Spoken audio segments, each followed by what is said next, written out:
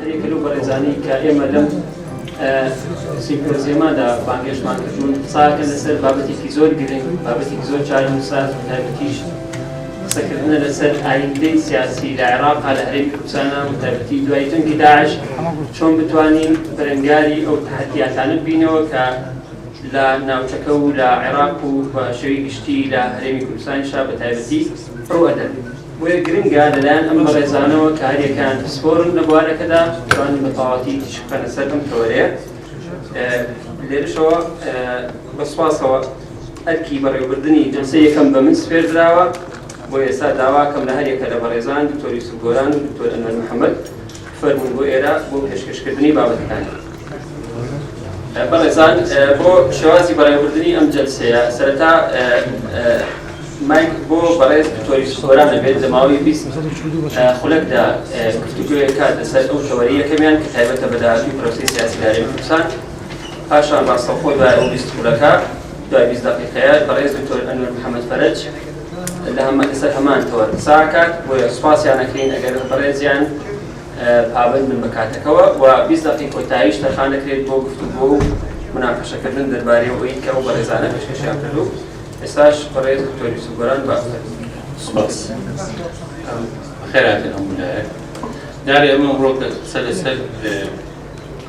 پرۆسەی سیاسی لە هەرێمی کوردستانەکەین ئەمانەیە قسەیشی ئەکادمیانە بکەین لەسەر پرۆسەی سیاسی لە هەرێمی کوردستان لە کاتێکدا کە چەندی مناقەشە و گفتوگۆ و هەرچیەکی ناوانەی هەیە لە هەرێمی کوردستان دەربارەی ئەوەی کە پێڵێن پرۆسەی سیاسی. ئێمە پێمان خۆشە ئەمڕۆ ئەوەی کە گۆشەنیگای خۆمان سەرەتا پیشان بدەین کە ئێمە ئەمڕۆ زیاتر قسەکردنمان قسەکردنێکی ئەکادمیە لەسەر ئەساسی بنەما ئەکادمیەکان لەسەر ئەساسی تێگەیشتنمان لە سیستمی سیاسی بە شێوەیەکی گشتی و دوای ئەوە ئەم سیستمە سیاسیە چۆن پرۆسەیەکی سیاسی دروست دەکات. ڕەنگە یەکێک لە قسە باوڵین ئەسلوبە هەرە باوەکانی دەرخستنی مشکلەیەکە قسەکردن لە مشکلەیەک ئیسارەکردنی پرسیار لەسەرەوە. ئێمە سەرەتا پرسیار لەسەرەوە بکەین پرۆسەی سیاسی ینی ئێمە چۆن لی تێگەین دڕووی ئەکادمیۆ چی مانای چیە چۆن تاریفیەکەی وەتوانین دوای ئەوەی کە لە پرۆسەی سیاسی تێەکەین چۆن بین وەکو کوردستان وەکو کەیسەدیێک باس بکەین و تیشک بکەین لەسەر. دیارە هەمومان ئەزانین لە سەر بنەمای ئەکادمی کە کاتێک باس لە پرۆسەی سیاسیەکەین پرۆسەی سیاسی خۆی لە خۆیدا لەسەر بنەمای سیستمێکی سیاسی دروست بووە. کەواتە ئێمە قسە لەسەر سەرەتا دەبێت قسە لەسەر سیستمێکی سیاسی بکەین کە هەیە ئەو سیستمە سیاسیە جونگەکانی بزانین جونگە سەرەکیەکانی بزانین پاشەوە شێوەی کارلێکردن و کارلێکردنی نێوانی جونگە جیاجیەکانی سیستەمە سیاسیەکە و ئەکا تعریفی پرۆسە سیاسیەکە بکرێت. کەواتە پرۆسەی سیاسی خۆی لە خۆیدا ئەو فعل و ڕەتفعلەیە کە لە نێوانی جونگە سەرەکیەکانی سیستمی سیاسی ڕوئەدا و ئەکا پرۆسەیەکی سیاسی لە پرۆسەیەکی سیاسی جیا بکاتەوە. کەواتە ئەگەر بێت و شارەزای سیستمێکی سیاسی نەبین و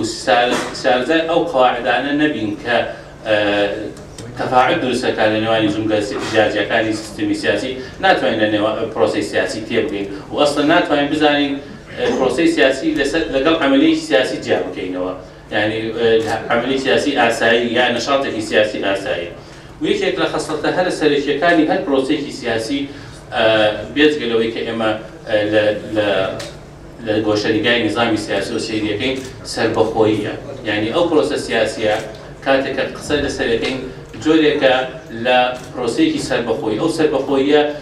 چەند هۆکارێک ئەیبەخشێ بێت. یەک سەربەخۆیی نظامە سیاسیەکە خۆی، ئیتر ئەو نظامە سیاسی کە هەیە لەسەر چی بنەمایە سەربەخۆ بوو، ئایا دەستور وای کردووە سەربەخۆ بێ یا پرۆسەیەکی دەستوری هەیە لە وڵاتەکە سەربەخۆ بێ یا وڵاتێکی سەربەخۆیە. کەواتە ئێمە ناتوانین قسە لەسەر پرۆسەیەکی سیاسی متەکامل بکەین ئەگەر ناتوانین قسە لەسەر سەربەخۆیی ئەو پرۆسەیە بکەین.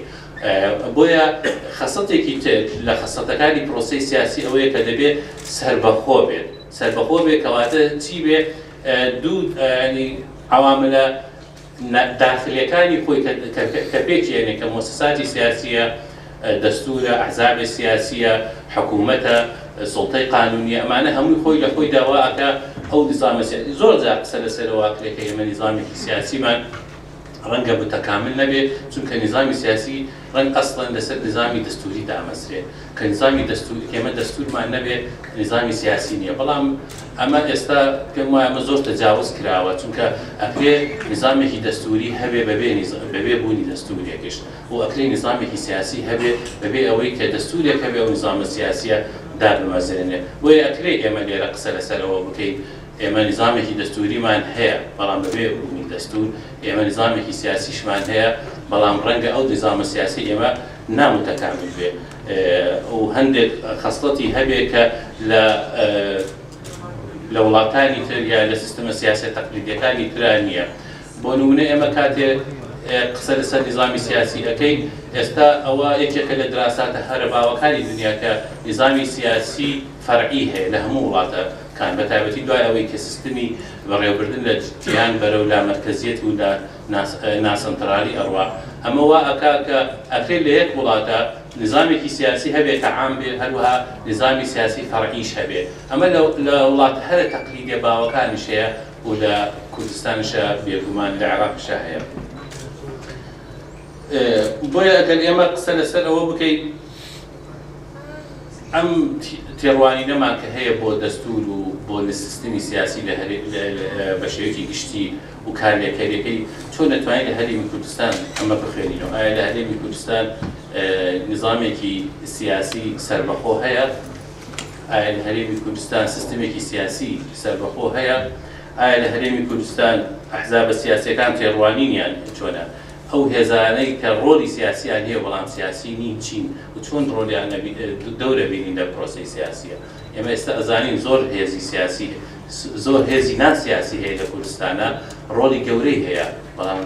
لە ڕاستیە سیاسیش نییە مەسەلەن بۆ نمونە بە تایبەتی ئێستا دەدوایەوەی کە ئەم وەسایلی تەکنۆلۆژی و ماس میدیا و ئەوانە زۆر نێتوێرک و ئەوانە زۆر فراوان بووە ئەمانە توانیوانە ڕۆلی گەورە لەسەر لە دروستکردنی بەکەری سیاسی دروست بکەن کاریکەری سیاسی دروست کرد بەبێ ئەوەی کە لە ئەسڵانە هێزێکی سیاسی بن ئەگەر ئێمە ئەوەی کە بە شێوەیەکی گشتی قسە لەسەر ئەوە بکەین کە سیستمی سیاسی خۆی چۆن کارەکە ئەو سیستمە سیاسیە دیموکراسیە چۆن پرۆسەی سیاسی دروستەکە ئێمە ئەزانین یەکێک لە هەرە خەسڵەتە هەرە باوەکانی دنیا ئەوەیە لە سیستمی سیاسی دیموکراسیە دەبێت مؤسسەی بیروقراطی یا مؤسسەی ئەوەی کە پێڵێن دامەزراوەیی وجودێکی هەبێ بەقوەت بیش بێ باڵادەستش بێ چونکە ئێمە قسە لەسەر مەسەلەی خزمەتی عامەکەین قسە لەسەر ئەواکەین کە چۆن قتاعی گشتی وا ببێ موڵکی خەڵک بێ ئەمە یەک لە بەرژەوەندی خەڵک بێ لە پێناوی چاکەی خەڵکیش بێ یەکێک لە کێشە هەرە سەرەکیەکانی هەرێمی کوردستان بە تایبەتی ئەوەی کە ئێمە خۆمان بە دیموکراسیدا ئەنەی ئەوەیە کە ئێمە باس لە دیموکراسی دەکەین بەبێ ئەوەی مؤسساتی دیموکراسیمان هەبێت یعنی ئەمە مؤسساتی باشی نەکار عەندێکمان نییە بەڵکو مؤسساتی بەڕێوەبردننی دەوڵەتیشمان نەبووە ئەمە زۆر جار ڕەنگە ئەمە خەڵک وەکو مەسەلەیەکی نەزەری سەیریکا بڵێ ئەمە کێشێکی بەڵام بەشێکی هەرە زۆری ئەو کێشانەی کە ئێستا لە هەرێمی کوردستان بەرۆگی پرۆسەی سیاسی کوردستانی گرتووە ئەو کێشانەیە کە ئەکرێت بە مؤسساتی بیروقراتی دەوڵەت چارەسەر بکرێت کە ئێمە لەبەر ئەوەی مؤسساتی بۆقراتی دەوڵەتمان لاوازە وای کردووە ئەو کێشانە لە جیاتی ئەوەی ببێتە ئەرکی مؤسساتی بیروقراتی دەوڵەت چارەسەرکە بێتە ئەرکێکی سیاسی و دوجار مڵکێکی سیاسیش وەرەگرێت بۆیە لاوازی یا کەمی ئەو مؤسساتە سیاسی بیروقراتیانە وای کردووە کە بەشێکی زۆر لە کێشەکانمان کەڵەکە ببێت بۆ نمونە ئەگەر ئێمە قسە لەسەر سەروەری یاسا بکەین ئێمە بەشێکی زۆری ئەو کێشانەی کە ئەیبینین پێویستە بە با بڵێن لاوازی سەروەری یاسا یا ناباڵادەستی یاسا چونکە ئەگەر ئێمە قسە لەسەر گەندەڵی بکەین ئەگەر قسە لەسەر نەبوونی ناعەدالەت بکەین لەسەر نەبوونی شەفافیت بکەین ئێمە ئەزانین لە ناو مؤسسەیەک لە ناو سیستمێکە ئەگەر بێت و سەروەری یاسا تایە باڵادەست بێ بەهێز بێ زۆر بە ئاسایی ئەتوانین باستەوەکی تووشی بەشێکی زۆری ئەم کێشانە چارەسەرەکێت یەکێک لەو شتانەی کە ئەو وڵاتانە جیا ئەکاتەوە لەوەی کە لە مەرحەلەی گوزەر بۆ دیموکراسیەت یا گوزەر بەرەو دیموکراسیەت زۆر بە ئاسانی تێ ئەپەڕێ و لەگەڵ ئەو وڵاتانەی کە زۆر ئەچاقەی لەسەر مەسەلەی گوزەری دیموکراسیەت بەهێزی و بێهێزی مؤسساتی قەزاییە. یعنی ئەگەر ئێمە مەجموعەی نەمازجمان هەیە لە عالەمە کە گوزەریان کردووە بەرەو دیموکراسیەت، ئەبینی لەو وڵاتانەی کە حکمی یاسا و دام و دەزرا تەقلیدیەکانی دەوڵەت بەهێز بوونە زۆر بە ئاسانی توانیوانە گوزەرکەن بەرەو دیموکراسیەت. بەڵام لەو وڵاتانەی کە حکمی یاسا لاواز بووە زۆر بە زەحمەت توانیوانە بچن. ئێمە نمونەی وڵاتانی ئەوروپای شەرقیمان لەبەردەستە، نمونەی ئەمریکای باوڵەی ئەفریقای جنوبیمان لەبەردەستە، هەموو ئەو نمونانە کە لەبەر دەسەڵاتی قانونی کە بەهێز بۆ توانیوێتی یەکێک لە کێشە سەرەکیەکانی سیستمی سیاسی ئێمەش ئەوەیە یا کە نظامی دیموکراسی هەیە لەلای ئێمە نەقسێکی گەورەی مؤسساتی هەیە، نەبوونی مؤسساتێک کە بتوانێت حوار و مساومە بکات. یعنی بەشێک یەکێک لە گەورەترین ئینجازاتەکانی دیموکراسیەت ئەوەیە کە ئەتوانێت هەندێک مؤسساتی عەریق دروست بکات لە وڵات کە بتوانێت مناقشەیەکی عام دروست بکات لەسەر کێشە هەرە گەورەکانی وڵات، و ئەو مناقشەیە لەسەر ئەساسی بتوانێت جۆرێک لە سازان یا مساومەی سیاسی مؤسساتی قانونی دروست بکات. ئەمە ئەبینین لە هەموو وڵاتە با بڵێن دیموکراسی عەریقەکانە هەیە.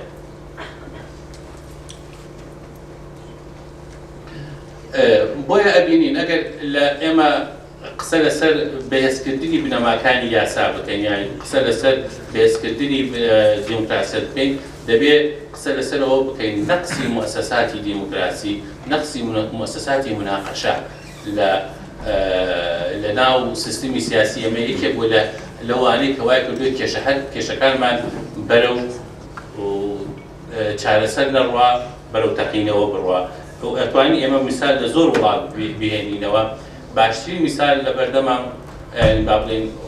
وڵاتی یەکگرتووەکانی ئەمریکایە، چەندین وڵاتانی تر هەیە، مەسەن ئیسپانیا توانێت قسەی لەسەر بکەین، بەریتانیا قسەی لەسەر بکەین، بەلجیکا قسەی لەسەر بکەین. ئەمانەی کە مؤسساتی مساومەیان هەر لە تەرکیبەی دەستوری خۆیانە جۆرێک لە مؤسساتیان دروست کردو کە بتوانن لەو مؤسساتانەیە مناقەشاتی فراوان دروست بکەن و لەسەر ئەساسی ئەوە جۆزێک لە سازش دروست بکرێت لە ناو سیستمی سیاسی. چونکە ئەم سازشە وا ئەکا کێشەیەکی ئەو کێشانەی کە لە پرۆسەی سیاسی هەیە دا نەبێتە کێشەیەکی کۆمەڵگەیی. چونکە کاتێک کێشەکە لە دائرەی کێشەی سیاسی دەرئەچێت، یعنی لە ناو نخبەی سیاسی ئەبێتە کێشەیەکی کۆمەڵگەیی، ئەو کاتە ئەتوانین بڵێن کۆمەڵگا بەرەو بەرتەوازەبوون ئەڕوا کێشەکە جۆرێک لە جەمسەرگەری تیا دروست دەبێت. هەروەها ئەگەر ئێمە قسە باس لە ئەگەر کوردستانەکەین لەسەر تەبیعەتی با بڵێن پرۆسەی سیاسی لە کوردستانەکەین، ئێمە زۆر جار شتێکمان بیر لە یاد دەچێت یا لەبەر چاو ناگرین ئایا ئەو اقتصادە سیاسیەی کە ئەم نظامە سیاسی دروست بووە تەبیعەتی چۆنە کە هاوکاری ئەوە ئەکا ئەم اقتصادە کە نظامێکی دیموکراسی پێشکەوتی یا پرۆسەیەکی سیاسی پێشکەوتی تا دروست ببێت. ئێمە هەمومان ئەزانین پرۆسەی سیاسی یا نظامی سیاسی دیموکراسی یا سیستمی سیاسی دیموکراسی بەبێ بوونی اقتصادێکی دیاریکراو کە ئەتوانین بڵێن اقتصادێکی ئازاد کە بنەماکانی ڕێکخرابێت لە دەستورە سەرکەوتوو نەبووە. ئێمە کەم نمونە زوان زۆر لە بەردەما کەمە کە بتوانین سەیری وڵاتێ بکەین کە اقتصادەکەی اقتصادێکی ڕێگەی بێ وەکوی کە لای ئێمە هەیە و سیستەمە سیاسەکەی سیستمێکی سیاسی دیموکراسی پێشکەوتوو بێت. بۆ چونکە ئێمە زانین لە اقتصادی ڕێگیە مجتمع منتج نییە، يعني الاقتصاد الرئية مجتمع متزنية كواتا باش هذا زور اعتمادي خلق ودانشتوان لسر أويا كدا هذا طبيعي كي خويا استفادة بكن بلا أو ده هذا طبيعي أنا كزياتر أتوانين بلين لسر نوتو كان زاو شجاجيا كان أما دو كشي هذا جوري درسك يك دولة بقوتك كتونك همو باقي ده هذا كي لدستي دولة دبي ودولة جه توزيع اقتصادك أكاتوا أما بيتا شيء أوي كخوي توزيع الاتصالات أكاتوا توزيع معك شكاتوا برامبر بو كومالغاز ضعيفة بيتاك ضعيفة بي أم اقتصاد أم شيء اقتصادي أم هي يما توين بلين أما إسا بيوسنية بكردستانوا بلكو بهم أم كشيء همو إسا الدنيا يقدروا أم أزميك لنظام الرئية هي هل أنا أما قصة سر طبيعتي ئەحزابی سیاسی خۆمان بکەین ئەمە حەزەکەین ئەمە لەسەرەوە قسە بکەین فەرقی هەیە کە تۆ هەوڵ بدەی بەرەو دیموکراسیت یا خۆت دیموکراسی بی بەشی هەرە زۆری ئەحزابە سیاسیەکانمان ئەگەر هەر هەمووی نەبێ ئەحزابێک نین لە ناوخۆیان دیموکراسی بن حزبێک نین لەسەر ئەساسی دیموکراسی دروست بوو بن و شێوەی بەڕێوەبردننی ناوخۆی حزبەکەی دیموکراسی بێت کە تۆ حزبێک ئەو حزبانی کە شێوەی بەڕێوەبردننی ناوخۆیان دیموکراسیە ناتوانن ببنە حزبێک کە لەسەر ئەساسی ئەوە سیستمێکی سیاسی بەهێز دروست بکەن دیموکراسی دروست بکەن چکە ئەسڵەن ئەوە خۆیان با بڵێن تەبیعەتی تێگەیشتیان بۆ دیموکراسی تەبیعەتێکی جیاوازە ئێمە هیچێک لە کێشە هەرە گەورەکارمان کە تووشمان بوو لە پرۆسەی سیاسی هەرێمی کوردستانە ئێمە ئەتوانین بڵێن قسە لەسەر ئەوەی کە ئەم حکوومەتە و ئەم پەرلەمانی کە تیا دروست بوو حکوومەتێک بوو لەسەر ئەساسی ئەو فکرێکی ئێمە ناومانە حکوومەتی بنکەفراوە حکوومەتی بنکەفراوە ڕەنگە بەشی هەرە زۆرمان ئەو کاتە یەکێک لەوانە ڕەنگە خۆشم بێ زۆر پشتگیری ئەوەمان کرد کە ئێمە حکوومەتێکی بنکەفراوانمان نەبێ بۆ چونکە ئێمە پێمان وابوو ئەگە کۆدەنگیەکمان هەبێ ئەتوانین مؤسساتی دەوڵەتی خۆمان دروست بکەین و ئەو کۆدەنگیە تەنها لە حکوومەتێکی بنکەفراوانە ئەتوانین بیکەین بەڵام تەجروبەی ئەم چەند ساڵی ڕابردوودا لە حکوومەتی بنکەفراوان بۆمان دەرکەوت کە ئێمە لە بنیەدا هەندێک کێشەمان هەیە کەوا ئەکا مەجال بۆ نەدا حکوومەتی بنکەفراوان سەرکەوتوو بێ گەورەترین کێشە لە حکوومەتی یعنی کە لەلای ئێمە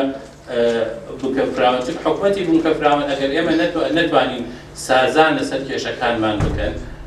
ناتوانێت حکوومەتی بنکەفراوان دروست بکرێت چونکە ئەسڵەن حکوومەتی بنکەفراوان خۆیکی حکوومەتێکی هەش و زەعیفە لەسەر بنەمای ئەوەی کە مەسئولیەتی هیچ لایەنێکە نییە هەر کەس مەسئولیەتی خۆی ونەکە بەڵام ئەگەر بێت و کەلتورێکی ساژشی بەهێزمان هەبوایە ڕەنگە تەجروبەی حکوومەتی بنکەفراوانمان ناجەکەوە بەڵام لەبەرەوە ئێمە لە تەبیعەتە ئەو تەجروبەیە لە حسابە سیاسیەکانمانە نەبووە نەمانتوانیوە ئەو حکوومەتە بنکەفراوانە سەرکەوت و سەرکەوت هەروەها کێشەیەکمان هەیە ئێمە لە مەسەلەی ئەوەی کە پێی دەڵێن سیاسەتی جەمسەرگیری ئەو سیاسەتی جەمسەرگیریە لە هەرێمی کوردستان ئێمە ئەزانن ئەمە هی ئەمڕۆ نییە هی ڕۆژێک زمانی پێش حکوومەتیشە ڕەنگە زمانی شۆڕشش بێ و تاریخێکی لە ئەتوان بێ لە شەستەکانەوەیە ئەم جەمسەرگیریە کە لەناو ئەحزابە سیاسیەکانمانە هەبوو هەمان ئەو جەمسەرگیریە کە ئێستا لە هەرێمی کوردستاندا هەیە ئێمە نامانەوە قسە لەسەرکەین ئەو جەمسەرگیریان ئەو ئستیقلابە سیاسی کە لە هەرێمی کوردستاندا هەیە سەبەبەکەی چییە چونکە ئەمە دەبێت بکەین سەر ئەسبابی زۆر اقتصادی تاریخی جغرافی بەڵام ئەڵێن لە هەموو نظامێکی سیاسی کە سیستمەکەی لەسەر ئەساسی جەمسەرگیری تون بێ ئەو نظامە سیاسی زیاد نظامێکی بە مشکلە و مەشلول دەبێت چونکە نظامی سیاسی سەرکەوتوو نظامێک نییە لەسەر ئەساسی جەمسەرگیری بەڵکو لەسەر ئەساسی مساومە و گۆڕینەوەی ئەدوارە بێ یەکێک لە کێشە هەرە گەورەکانی ئێستا ئێمە ئەو نظامە جەمسەرگیریە هەروە مەسەلەی ئەوەی کە پێڵێن شەعبەویەت پۆپۆلیسم یەکێک لە کێشە هەرە گەورەکانی ئێمە ئەوەیە کە خطابی سیاسی ئێمە خطابێکی ئێستا بەشی هەرە زۆری ئەحزابە سیاسیەکانمان بەرەو شەعبەویەت ئەبا ئەمە حەزەکەم دوستە ئەمە مختصر نییە بە حزبێکی دیاریکراوە بەڵکو ئەو حزبانی کە خۆیان لە معارضە ببینێتەوە خۆشیان لە دەسەڵات ببینێتەوە ئێستا ڕوئەکەنە ئەم جۆرە خطابە یەکێک لە کێشەکانی ئەم جۆرە خطابە ئەوەیە تەغذیەی استقطاب ئەکا زیاتر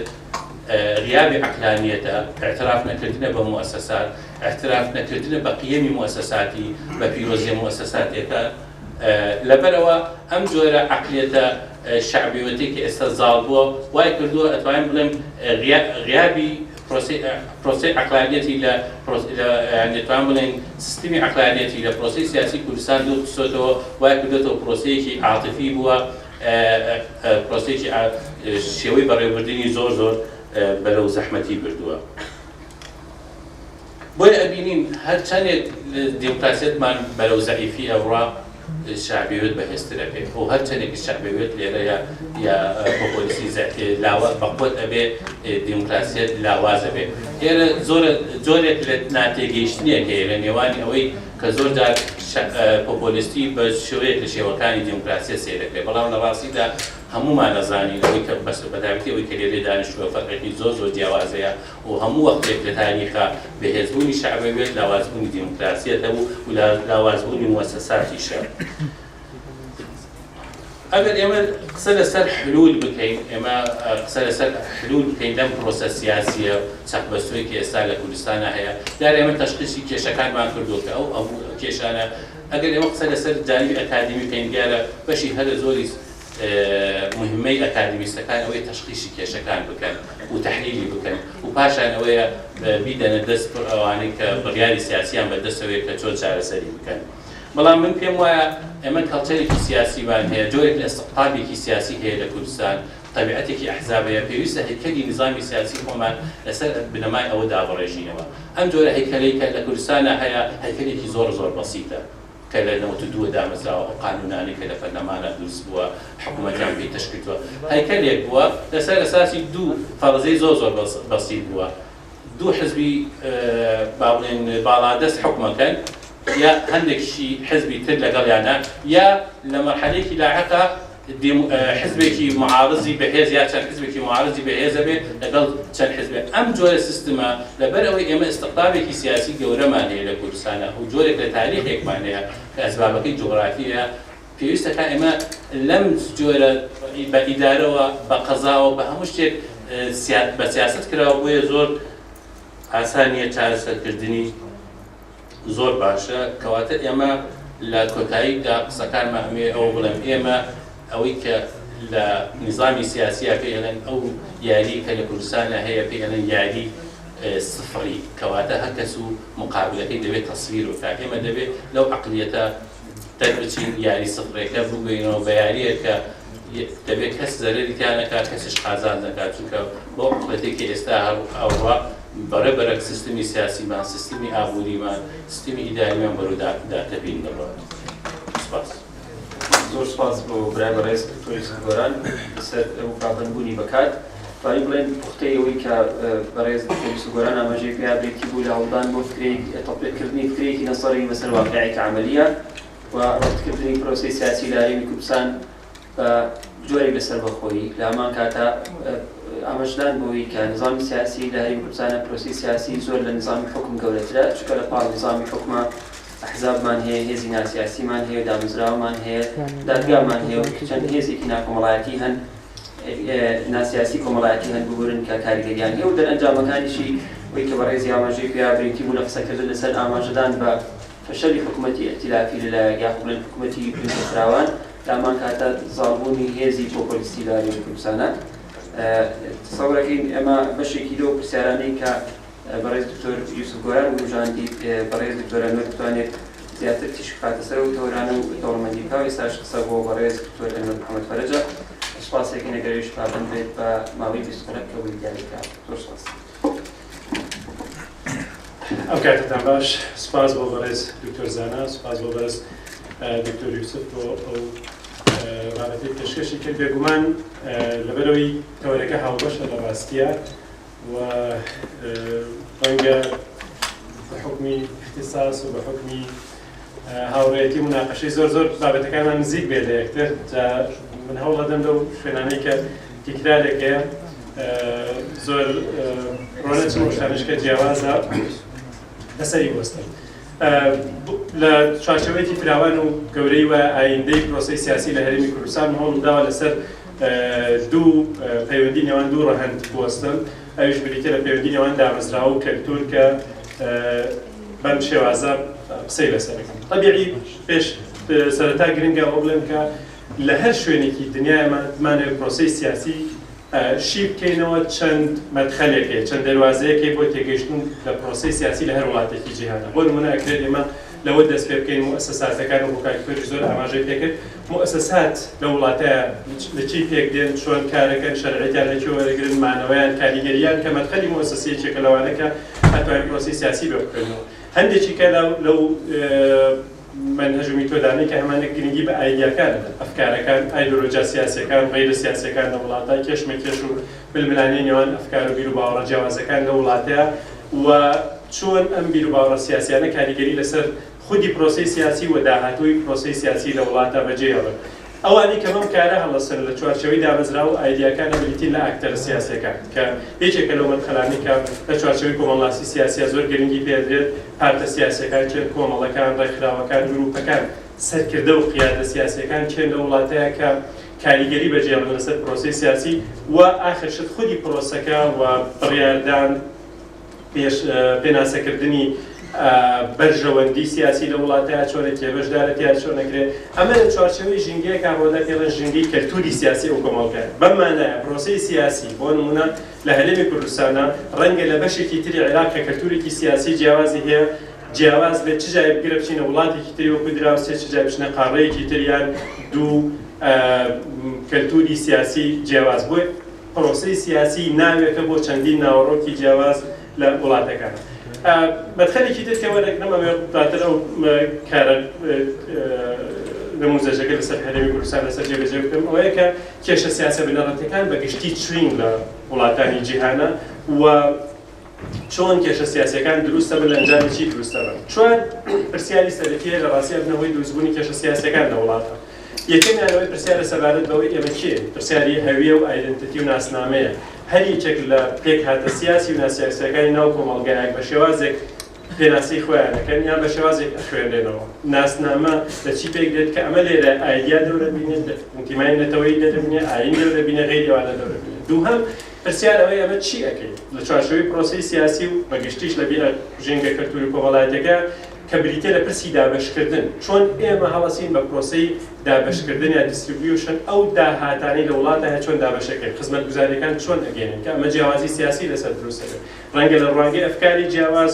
و دوای ئەوە پرسیاری ئەوە دێتە پێشەوە چۆن ئەنجامی ئەدەین ئەم پرسی دابەشکردنە ئایا بەس بڕیارەکان میتۆدەکان ئەو سیاستانە ئەگرینە بەر پۆلیسیەکان لە وڵاتە چۆن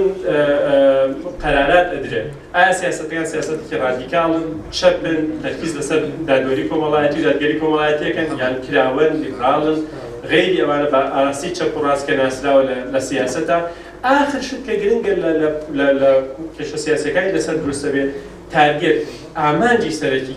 کێ سوودمەند دەبێت لە پرۆسە سیاسی یان خودی ئەوانی کە بە پرۆسی سیاسی هەڵەسن ئەیانەوێت کێ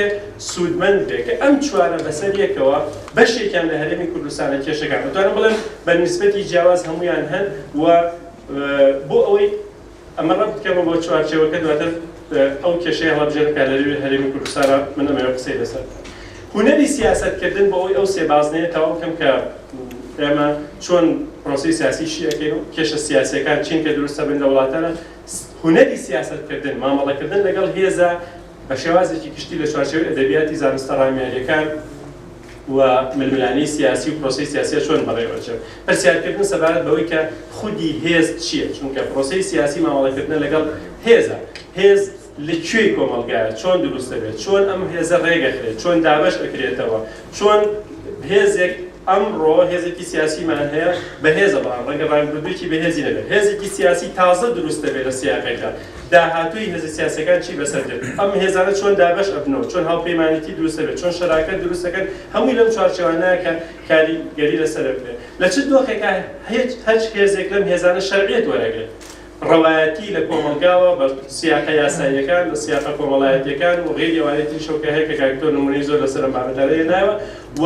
لەمانە گرنگتر کاری سیاسەکان هێز چۆن کۆنتڕۆڵ ئەکرێت ئایا بە یاسا کۆنتڕۆڵ ئەکرێت ئایا بە نەریتی کۆمەڵایەتی کۆنتڕۆڵ ئەکرێت ئایا بە ئاین کۆنتڕۆڵ ئەکرێت ئایا لە ئەنجامی ڕێکەوتنی نێوان هێزە سیاسیەکان و کارکتەرە سیاسیەکانە ڕێکرێت من لێرەوە دێمە سەر ئەو بەشەی کە ئەمە ئەم چوارچێوە گشتیانم بۆیە باس کرد بۆ ئەوەی کە بڵێم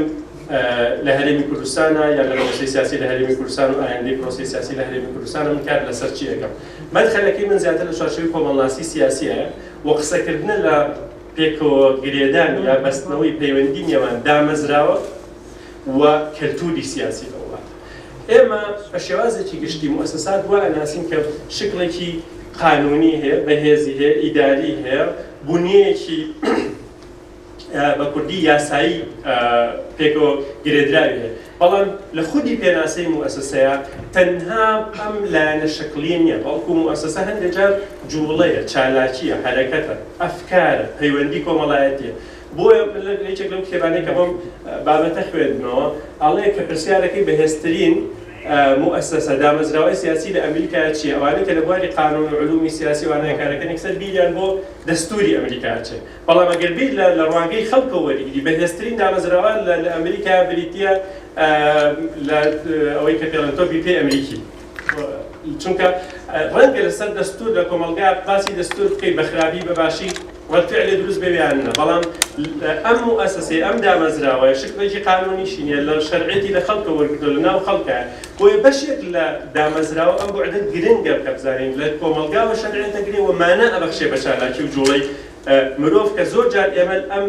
بەشە کۆمەڵناسی سیاسی ئیهمالەکەی کە باس تاسی دامەزراوەکەی تەنها تەرکیزمان لەسەر بوعدە قانونیەتێتی شەرعێتە قانونیەکەیەتی و انتخابات و پرۆسەی دەنگدان و غەیری ئەوانەی بەدەر لەوەی حسابی نەریتە کۆمەڵایەتێکە بکەین. قسەی لەسەر کەلتوری سیاسی بکەن. کەلتوری سیاسی بەگشتی ئەو ژینگەیە کە عقلێتی سیاسی حزبی سیاسی تیا کارەکات لێکدانەوەی بۆ کێ حکمی لەسەر درێ بە کورتی کۆی معریفە و بیر و باوەڕ و بەهاو هەڵوێستەکانی تاک و کۆمەلگای سەرارەت بە حکوومەت و دەسەڵات. ئەوەی کە لە هەرێمی کوردستانە ئەم پەیوەندیە لە نێوان کەلتور و دامەزراوەی سیاسیات چۆنە؟ کێشەی سەرەکی ئەوەیە کە ئێمە جاری وایە نخبەی سیاسی هێزە سیاسیەکان تەرکیزیان لەسەر دامەزراوە لەسەر مؤسساتە بە شێوازێک وەسفێکەن، بەڵام لە ڕووی فعلی لە ڕووی کەلتوری سیاسی لە ڕووی نەریتەوە ئێمە بە شێوازێکی تر هەڵسوکەوتەکەن. کارکتەرێکی سیاسی تێکە کە باسی مؤسسە ئەکا بە شێوازێک تعریفێکە لە سیاسەتی ڕۆژانەی خۆیان بە شێوازێکی تر دێتەوە سەر کەلتورە سیاسەکە. من چەند نمونەیەک دێنەوە لەسەرەوەی کە پەیوەندی نێوان ئەمانە باس بکەین. بۆ نمونە پەیوەندی نێوان یاسا و نەریت لە هەرێمی کوردستانە کە هەردووچیان کاریگەریان هەیە لە مەوسم نەرینکی کۆمەڵایەتی و کەلتوریە چۆن کاریگەریان هەیە لە پرۆسەی سیاسیە. ئێوە پەرلەمانمان هەیە گەورەترین مؤسسەیە و خاوەن شەرعیەتە لە سیستەمێکی سیاسی پەرلەمانێک پەرلەمانی هەرێمی کوردستانمان. لە بەرامبەرەوە حیزبەکانمان هەیە کە مؤسسەیەکە بوعدێکی قانونی هەیە بەڵام بوعدێکی کۆمەڵایەتی و سیاسی هەیە و نەریت و کەلتورێکی میلادگیری کۆمەڵایەتیشمان هەیە لە ناو کۆمەلگای کوردستانە و لە کەلتوری سیاسی کوردستانە. مەسەلەی میلادگیری تەنها شتێک نییە لە چوارچێوەی خێزانەکانە، پەڕیوەتەوە بۆ کۆمەلگا، پەڕیوەتەوە بۆ ئاستی سەقافی، پەڕیوەتەوە بۆ ئاستی سیاسی. تەوریسی سیاسی، خێزانی سیاسی، بنەماڵەی سیاسی بۆ بە بەشێک لە مؤسساتی ئێمە. بۆیە کاتێک باسی پەرلەمانەکەی، کاتێک باسی حکوومەتەکەی، کاتێک باسی زانکۆکەی، کاتێک باسی هەر مؤسسەیەکەی ئەم کەلتورە سیاسی بێ لە پێشچاو بگیری. زۆر جار ئەم پەیوەندیە کۆمەڵایەتیانە خزاوەتە مؤسسە دام و دەستگا بریتێ لە هەیکەلێک، بەڵام ناوەڕۆکی ئەمە کەلتوری سیاسی ناوەڕۆکی پێدا. بۆیە میلادگیری لە هەموو شوێنێکە بینی بەبێ تەحلیلی ئەوە ڕەنگە بکەوێتە هەڵەوە تەنها تەرکیزت لەسەر لایەنە یاسایەکان بێت. مۆزوعێکمان هەیە تەحدیثی سیاسی، نوێبوونەوەی سیاسی، ئەدەبیاتی هەموو حیزبەکان تەماشاکەن، نخبەی سیاسی، موسەقفەکان باسی نوێبوونەوەی سیاسیەکەن. بەڵام لەڕووی کەلتوری سیاسیەوە نوێگەرترین حیزب، مۆدێرترین حیزب چاوەڕانی پاڵەوانەکە، قایدی یەکەمی حیزبەکەی. ئەمە لە نەریت و لە کەلتورە سیاسیەکەیە چاوەڕێی فریادڕەسێکە. ترم فریادڕەسە لێرەیە ئامادەیە لە مێژوایە ئەیهێنێتەوە و ئەم فریادڕەسە پاڵەوانێکە خۆی دروستی کردویە فعلا توانایەکی کاریزمایی هەیە کە ئەمە لەگەڵ ئەو هەموو خیتابە نوێگەری سیاسیە کە مجتەمع بکە بە مؤسساتی پرۆسەی دیموکراسی دروستکە و غەیری ئەوانە لەم لاشە هەموو تەرکیز و گرەوەکەی لەسەر یەک کەسە و ئەمە تقریبا دەتوانم بڵێم بۆ زۆربەی هەر زۆری حیزبە سیاسیەکان و تەنانەت بۆ نخبەی ڕۆشنبیر و سیاسیش ڕاستە. مەسەلەی ئازادی و سەقامگیری تەرکیز لەسەر مؤسسات و دامەزراوەیە کرێت ئازادی گرنگترین بەهایە، بەڵام کە دینە سەر ئەوەی کە لە پێناو ئازادیە کێشەیەک دروستە بێ کەلتوری سەقامگیری پاراستنی ئیستیقرار پێش ئەکەوێتەوە. ئایا ئێمە لە لەحزەیەکە کاتێک داواکردنی ئازادی، داواکردنی ماب، داواکردنی حڕیات دەبێتە هۆی ئەوەی کە کێشە بۆ سەقامگیری دروستکە تا سەر لەگەڵی ئەچین یا سەقامگیریەکە دێن نۆجارێکی تر کە کەلتورە سیاسیەکە ئێمە داوای سەقامگیریەکە دەیەها ساڵ مەینەتی و ئاوارەی و چی ئەمە دەبێتان دێتە پێشەوەڵێ تێشی مێن با ئەوە کوژاران مەلێنێتەوە کە ئەمە کەلتورە سیاسیەکەیە تەراجوع دیسان بۆ هۆڵانی ترەکە. مەسەلەی دیموکراسی لەلایەک و مەسەلەی بژێوی ژیان ئەبینین لەم قەیرانەی کە بەتایبەت لەم دو سێ ساڵەی ڕابردووە بەتایبەت لوتکەکەی تەسەوڕەکەم لەم ساڵەی پێشوا گوزەرانمان کە خەڵک بەگشتی لە نێوان دیموکراسی و بژێوی ژیانە ئێستا کامیان هەڵ ئەبژێرێ من دەیەگەڕێم بۆ جەنابتان و هەر کەسێک تەماشای دەر و دراوسێ و خەڵک و کەسوکاری خۆی کابزانە پرسێکی وەکۆی کە من بەبێ ئەوە بیڵێم ڕاستەوخۆ بیڵێم پرسی سەرۆکایەتی هەرێمی کوردستان و مەسەلەی یاسا و مەسەلەی کاتی قانونی و غەیری ئەوانە ئێستش بژێوی ژیانی خەڵک و موچە و بازار و غەیری ئەوانەی تر بزانە ئەلوویەتە کامیان ئەگرێتەوە کە ئەمە دیسان ئەو مۆزوعەیە. من ئاخر شت کە لەو کاتەکەمەی ماوە ئەمە چەند تێبینیەک وەکو تەوسیات وەکو ئەوەی کە لە نێوان دامەزراوە لەلایە کەلتوری سیاسی لەلایەک سیاسیەکان ئەتوان چی بکەن یا هونەری سیاستکردن لە هەرێمە چۆن کار بکات کە ئەم دوانە پێکەوە بەرسێتەوە. پێنج فکری عەفوەن ئەساسی ئەڵێم. یەکەمیان ئەوەیە کە سیاست بریتێ لە هونەری حکومڕانی نەک تیۆر سیاسی. کەسە سیاسیەکان پۆلیتیشیانەکان گیان لە ئەکادیمیەکان. ئێمە ئەکادیمین قسە ئەکەین لە پرسیارەتی سیاسیمان لە ئەستۆیان نییە لە ڕووی تەنزیل لە ڕووی قانونی لە ڕووی کەلتور. بەڵام کە دێتە سەر ئەوەی کە کەسێک ئەبێ بە سیاسی لە تەنیشت یاسا و ئەکادیمیای بەحساب بۆ نفوزی سیاسی بکات. زۆر جار نفوزی سیاسی لە دەروی موسەساتە قانونی و شەرعیەکان. حسابی بۆ نەکەی پرۆسە سیاسیەکە تووشی خەیرانە بێ و کۆی کە بینیمان و هاوسەنگی دروستکردن ئەمە ئیشی سیاسیە. کەسی سیاسەتمەدارکە بێت ئەچێتە ئەو پرۆسەیەوە لە دنیای ئەم کارە ئەکات. هەوڵەدا ئەو توموحەی هێتی بۆ دەهات و لەگەڵ ئێستا ئاستی کۆمەلگاکەی چییە؟ جۆرە پەیژەیەک دروستەکە لە نێوان ئەوانە. ناڵێت وەکو کاکتۆروتی دوو جۆر یاریمانێکە لە خاڵی ترا باسەکەم بڵێت یان هیچ یان هەموو شتێک. ئەمە لوغەیەکی سیاسی نییە بێگومان ئەمە تا 2 ساعتی تر بڕناکە لە هیچ پرۆسەیەکی سیاسیە. دووهەم سیاست هونەری مامەڵەکردنە لەگەڵ ممکنە. ئەم پێناسەیە بە درێژایی سەدەی 20م ئەوترێتەوە ئەم قسەیە بەتایبەت بۆ ئەوانەی کە ئەیانەوێت گۆڕانکاری سیاسی بکەن. کەسی سیاسی بەمە لە کەسی ئایدۆلۆژی جیاکرێتەوە. کەسی ئایدۆلۆژی توانای سازشکردنی کەمە. کەسی سیاسی ئەتوانێت براگماتیانە مامەڵە بکە لەگەڵ ئەم بارودۆخانە. تەعامل لەگەڵ ممکنەکە. نە هەموو ئامانجەکان کە ئەمەوێت بۆی کە ممکنە بەدی بێت و ڕووی بتوانێت. ئەو پرۆسەی دیموکراسی لە هیچ وڵاتێکە بە ساڵ و 2 ساڵ و 5 ساڵ و 10 ساڵ نەکرا. باشترین وڵاتەکان وڵاتە ئەوروپیەکانە قەرنێک 50 ساڵ 2 قەرن 150 ساڵانەی خایاند و ئەم ئەساساتانە بە دووس ڕۆژ دروست نەبوو. هەرتەنە تەماشای سەدەی 20 و نیوەی یەکەمی سەدەی 20 بکەن لەگەڵ ئێستا هەموو قەرنەی بکەن و شتە بەوازە پێبینین. سێم سیاست هونەری سازشکردنە. ئەو کەسێک چێتە بواری سیاسی پارتە سیاسیەکان سەرکردە سیاسیەکان ئەوانەی ئێمە کە لە حکوومەت و لە دەروی حکوومەتن ئیشی ئەوان دۆزینەوەی چارەسەرە نەک دروستکردنی کێشەی تر. لێرە مەسەلەی گەیم گرنگە سیاستکردن وەکو یاری. ئێمە دوو جۆرمانە یاری سفری یا یاری ناسفریمانە. هەندێشت کە سیاست ناتوانانی بە یاری سفری بکەیت. شۆڕش بە یاری سفری ئەکرێت. یا من یا دوژمنەکەم لەنە. بەڵام سیاست بە یاری ناسفری بکەیت. یاری ناسفری ئەوەیە بە کورتی هەموو لایەنەکان چۆکە بن کێکەکە دابەشەکەن هەر کەس بە پێی هێزی خۆی نسبەتێکی بەرەکەوێت. بەڵام لە یاری سفری یەکێک براوی یەکەم یەکێک دۆڕاوی یەکەم. 100 بەڵام لە یاری ناسەفریە بە ڕێژەی جیاوازێکی لە ساڵ 60 بەرەکەوێت 20 بەرەکەوێت 40 بەرەکەوێت 10 بەرەکەوێت بەپێی تەقسیماتەکان کە هەیە دەسوچ. خاڵی پێش ئەخیر ئەوەیە کە هونەری سیاستکردن بریتێ لە هونەری دابەشکردن و هاوسەنگی هێز. ئەم مێزەی کە لە بەردەستمانایە نمونە ئەمە دێننەوە تۆ مێزێک یا تاوڵەیەک یا تەیبڵێکت هەیە تەحملی 50 کیلۆکە تەحملی 100 کیلۆکە 1000 کیلۆتە سەردانە خۆت پێشوەق بڕیارە داوە کە ئەتەوێت تێکی بشکێنی. ئەهدافی سیاسی لە پرۆسەیەکی سیاسیە لە قۆناغێکی ڕاگوزەرە لە دۆخێکی ئاڵۆزە هەدەفێکی ئەوەنە گەورە دانین نەگونجێ لەگەڵ ئەمانە مێزە سیاسەکە ئەشکێنی پێبوومە. و دواتر دوای تێپەڕبوونی کات اینجا باسی ئەوەکەی خۆزگە ئەوە نەکرایە ئەوە نەکرایە تازە بەسەر چوو مێزەکە شکا. بۆ ئێستا کەسی سیاسی ئەبێ حسابی ئەو بکات مێزەکە تەحملی چەند ئەکات. ئاخر شت ئەوەیە کە سیاست هونەری هاوپەیمانێتیە نەک شەراکەتی بەردەوام. لای ئێمە وەکو برابەش دوو هێز هاوپەیمان بوونی تر تا 10 ساڵی تر دا 20 تر تا 50 تر هەبێ. سیاست وانێ پرۆسەیەکی سیاسی انتخاباتی بۆ انتخاباتی تر هاوپەیمانێتەکانە گۆڕن هێزێ بەتەنها جار لەگەڵ هێزی تریا جاریوە سیان جاریوە هەمویان پێکەوە هەمانە ئەم گۆڕانکاریە نوکتەیەک هێڵێن گۆڕینی هاوپەیمانی سیاسەکانی ئێمە وەکو تەلاقکەوتنی لاتۆ یعنی نایەنێ بیگۆڕن وازانێ تەلاقی پێ. پرۆسەی سیاسی هاوپەیمانێتی شوێنەکانە گۆڕێت زۆر ئاسایەت دوو حیزبی سیاسی 4 حیزبی سیاسی ئەم حیزبانەیەکیان هەڵبۆشێن و حیزبێکی تر دروست بێ بە دوایان حیزبێکی کە دروست کرد. پرۆسەی سیاسی ئەگەر ئەو مرۆڤەیەتیانە بێ حیزب ئێمە وەکو میرات دەماشاکرێت کابرا باوکی حیزب بێ بۆ ئێستا ئەم حیزبێکەن وەسەی چەکا بۆ کوڕەکەی بیپارێزن. ئێمە پرۆسەی ئەمە نەریتە سیاسیەکەی کە موسەسات ئەکوژێت و من کاتەکەم تەواو بۆ زیاتر ناڵێم. سوپاسی گوێگرتنتانەکەم هیوادارم شتێکم وتبێت کە خەڵکی گوێگرتن و ڕێز و احترامیەوەی هەبێ و سوپاس دەڵێم. ئەم چالاکیە سیمپۆزیەمی هاوبەش بوو تەنها زانکۆ پێشبێدانی مرۆڤی بە ئەنجامی نەگەیاندبوو. بەڵکو هاوبەشی لە نێوان سنتەری گەشتپێدانی توژنەوە ڕایەنانی نظامی گەشتپێدانی مرۆیی بە هاوبەشی لەگەڵ سنتەری لێکۆڵینەوەی ئایندەییە کە هاوبەشیکردنی کۆتایی تەوەری یەکەمە. سپاسی تایبەتمان بۆ بەڕێز دکتۆری گۆران وەزیر خوێندی باڵا و توێژینەوەی زانستی، سپاس بۆ بەڕێز دکتۆر ئەنوەر محەممەد فەرەج یاردەری سەرۆکی زانکۆ بۆ کاروباری زانستی، سپاس بۆی بەڕێز بۆ مداخەڵەکانتان. ئێستا تەوەری یەکەم تەواو بێ برێکێکی دەدەقەیمان هەیە و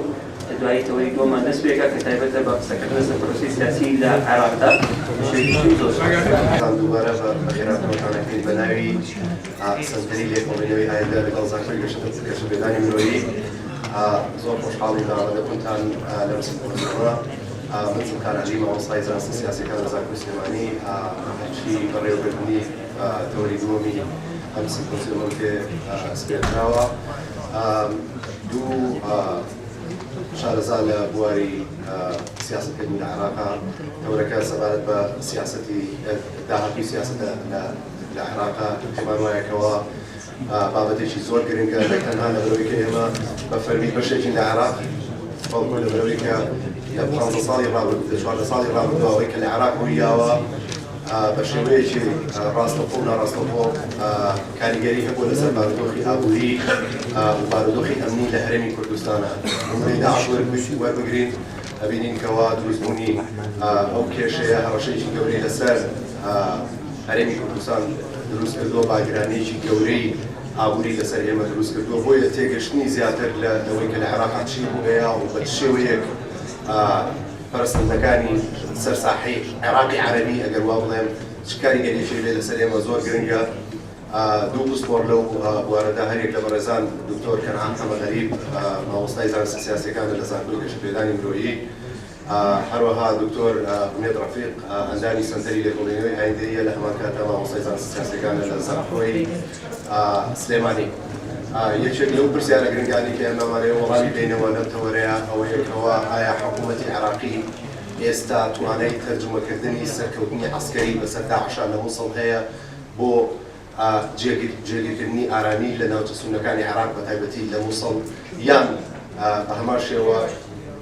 ئەو شکستەی کە حکوومەتی عێراقی هەیبوو لە ئیندیماجکردنی سونەکان بێتە هۆی دروستبوونی فۆرمێکی سەرهەڵدانی داعش یاخود گروپی توندڕەوی ئیسلامی توندوتیش لە فۆرمێکی ترا. ئامادەی سەرچیمان وەڵامدانەوە و پرسیارانەیە. زۆر سوپاس. ئەگەر هەرێک لە دکتۆر ئومێد ڕەفیق بفەرمێ بۆ ئێرە لەگەڵ دکتۆر کەنعان حەمەدغەریب. زۆر سوپاس بۆ ئامادەبوونتان. جارێکی تر بە ناوی سەنتەری ئایندە و بە ناوی زانکۆی گەشتپێدانەوە بەخێرهاتوونتانەکەم. وادارم بتوانین لەم ئێوارە کار بۆ باسکردن لە داهاتووی عێراق تەرخان کراوە و لەگەڵ کوردستان بتوانین شتێک بخێنە سەر ئەو تێڕوانینەی کە هەیە لەسەر ئەم بابەتە لە ناوەندە ئەکادمیەکانە و لە بۆ سیاسیەکەشیەوە ئاسەنگاندنێکی بۆ منەوەیە لە ڕاستیە یەکەم تێڕوانینەوەیە کە سوورەتی گشتی یعنی نمونانەی سیاسی لە عێراقا بە چی شێوەیەکە یان ئەو وێنەی کە ئێستا لە عێراقا هەیە چی سوورەتە گشتێکە چییە. دوایی باسی ئەوەکەین کە محەدەداتی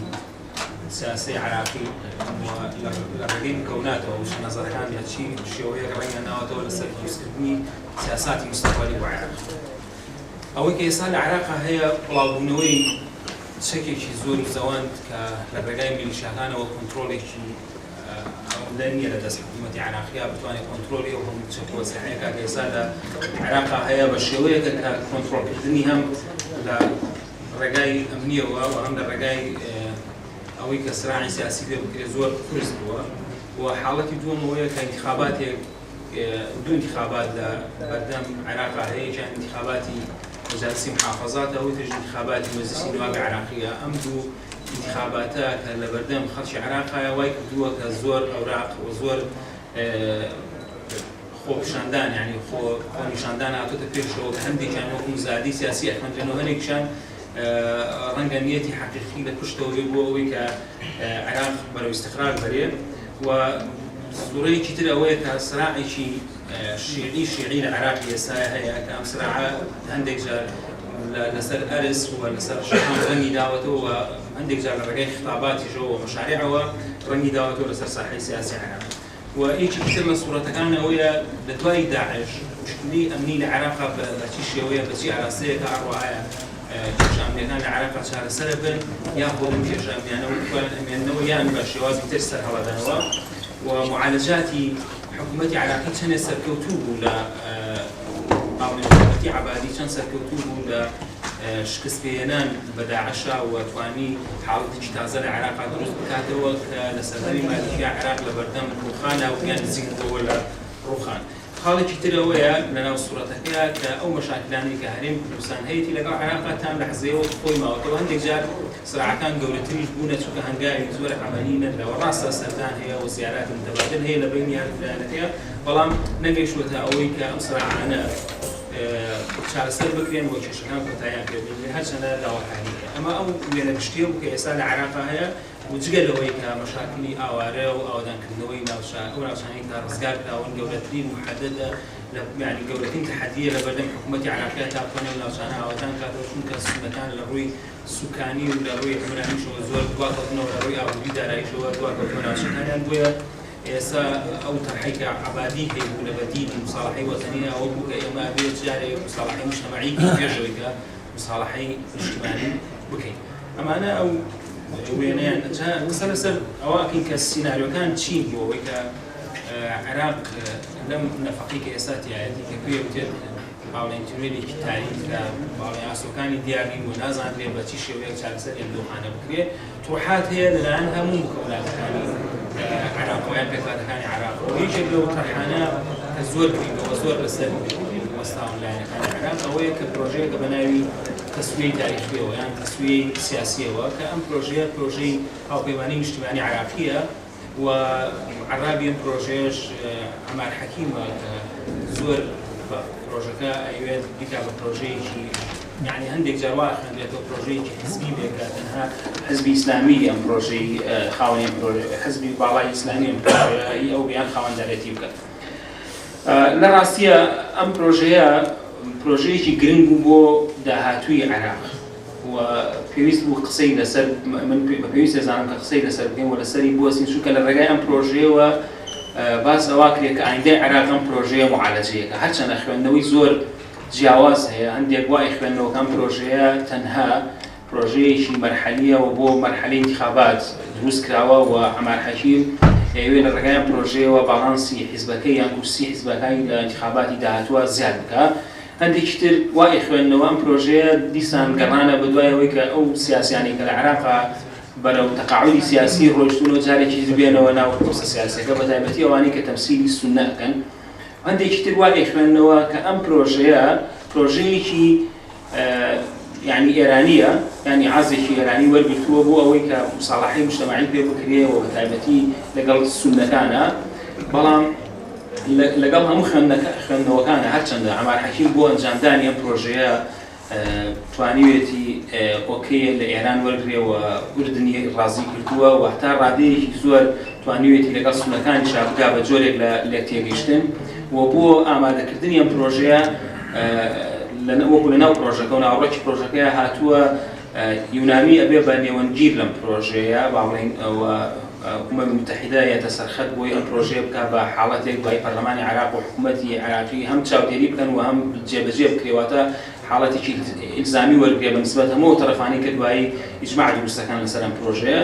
ام بروجي بو مو طرفان جرين بويا يمكن باجو ام بروجي بكين بوي كسيناريوي داهاتو لسر أساسي ام بروجي دا أمزري يعني بالنسبة للشيعة كانوا ام بروجي دي سنة وزاري كتير أيوة عراق ديس لتواشيوي شيء قرتوا داب مسرين لتو شو كهمو بروجكت المقدمة كي وبو كوتاعي بس هو كعراق أبي موحد به وديمقراطي به ونابع الجيل العراقي شيء قرتوا بير لخارج كتير بكينه وابو عراق كواتا أم بروجكت كرشي كان بتواتي فاعل لو كان بروجي يعني دهاتو عراق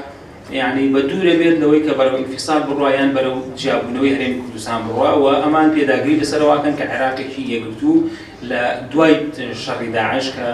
كتسوية أكرية ويعني باولين تنازلات أكرية كوبنو أكرية عراقي شيء قرتوا بيتكاي وأم عراقي هي قرتوا الشيعة كان دي سنة ولا مركزي قرار وإيش كتير لطرحكان ويا للرجال أم مشروع هرجنا عمر حكيم توانيتي لقال إيران خسبكا ولقال أردن خسبكا بو رازي كردني أو سناني كلا دروي بروسي سياسي يعني هرچەند تیاراتی سنی ئەگەر دابەش بوون بەسەر تیاراتی ئیسلامی یان تیاراتی دینی یان تیاراتی علمانیە عەمار حەکیم توانیوێتی قسەیان لەگەڵا بکە بۆیە قسەکردنی عەمار حەکیم نەتیجەکانی ئەوە بووە کە خەسمی لەناو تەحالوفی وەتەنیا بۆ دروست بووە چونکە سەدرەکان خوێندنەوەی تریان بۆ کردووە ئاڵێن کە ئەم پرۆژەیە ئەوێ بەعسیەکان و هەروەها ئەوانش کە لەگەڵ گروپە تیرۆریستەکانە هەماهەنگ بوونە بیانهێنێتەوە ناو پرۆسەی سیاسی بۆیە لە بیدایەتی ئەم پرۆژەیەوە مالیشی دژ بەم پرۆژەیە بوو وە ڕازی نییە ئەم پرۆژەیە بێ بە بەرنامەی کارکردنی داهاتووی عێراق و هەر موقتەدا سەدریش